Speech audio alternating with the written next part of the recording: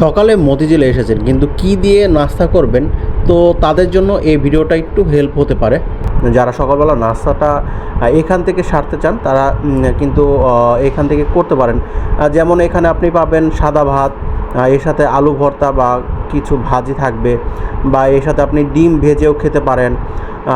এছাড়াও গরম রুটি, পরোটা এইগুলো তো থাকবেই। আপনার সাদা রুটিও পাবেন, আবার পরোটা দিয়ে যদি খেতে চান সেক্ষেত্রে সেটাও পাবেন। তো মতিঝিলের এদিকে যারা সকালবেলা আসেন নাস্তা করেন বা কী দিয়ে করবেন, তাদের জন্য একটু হলেও হেল্প হতে পারে এই ভিডিওটা। তারা এইখানে ফাস্টফুডের দোকানও আছে আশেপাশে, আর ভিতরে এই সব দোকান তো আছে। এখান থেকে আপনি খিচুড়ি, ভাত, পরোটা সব কিছু কিন্তু অনায়াসে খেতে পারেন।